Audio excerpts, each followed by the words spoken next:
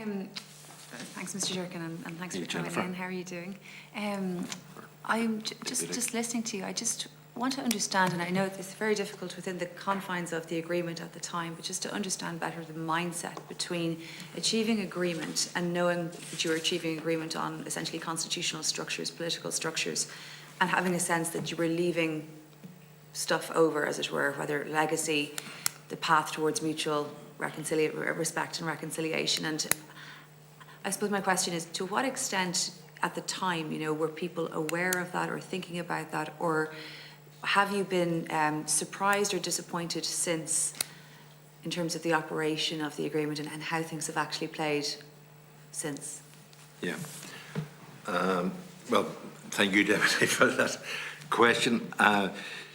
Yeah, as you say, whenever we negotiated the agreement, we knew we were working on institutional frameworks. We were working on constitutional precepts, to take account of the fact that there were two very different aspirations, but we wanted to make sure that those differences didn't prevent agreed institutions being established, institutions in the north, north-south and east-west. We also knew that we couldn't write into the terms of all those institutions all the protections that people might feel they needed, which is why so many of the rights provisions of the agreement appear separately from Strand 1, Strand 2 or Strand 3. So there is some read across in Strand 1 to some of the rights provisions, but the rights provisions are there separately and distinctly. In some cases that was because some of the Ulster Unionist negotiating team had a particular bugbear when it came to questions of rights, and we knew we weren't going to get the rights language agreed in Strand 1 itself. It was going to have to be in separate sections. I think it would be remiss not to point out that, one of the people who had such a big hand in the rights provisions, there's two sections of the agreement that are actually headed rights, equality and safeguards, was Mo Mowlam.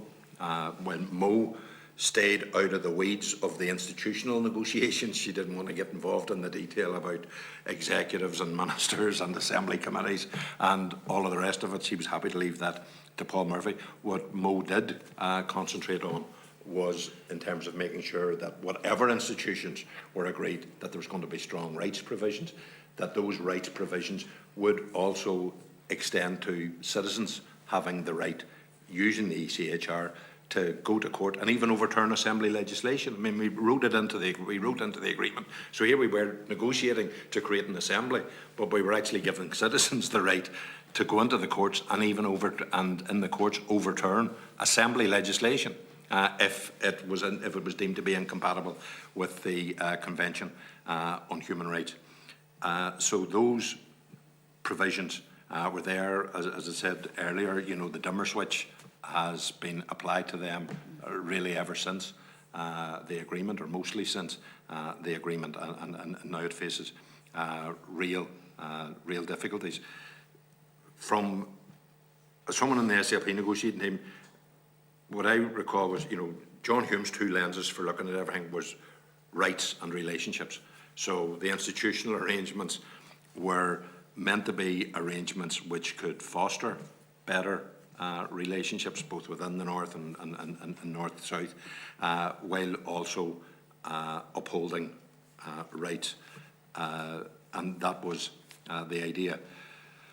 We maybe presumed that getting the physics of the institutions right meant that the chemistry would happen by itself, and it hasn't and didn't, but it has at times. The chemistry has within the institutions, even at times of difficulty, have worked better.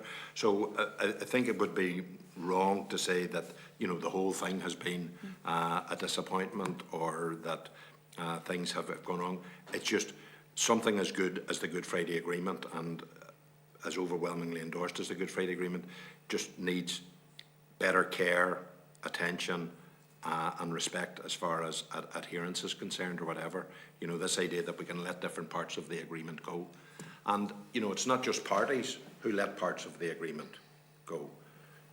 Look how long the two governments let the British-Irish Intergovernmental Conference go without meeting. Why? Yeah. Why is that? There's no point in calling yourselves co-guarantors of the agreement if you're setting a pretty bad standard. I mean, and this wasn't meeting at times when there weren't the difficulties between the British and Irish governments that there are now. Now, it tended to be neglected, almost in the name of, well, it kind of frightens the unionist horses. Unionists don't like the British-Irish Intergovernmental Conference that much. That wasn't a good reason for not discharging the commitment in the agreement to meet every year to deal with non-devolved matters.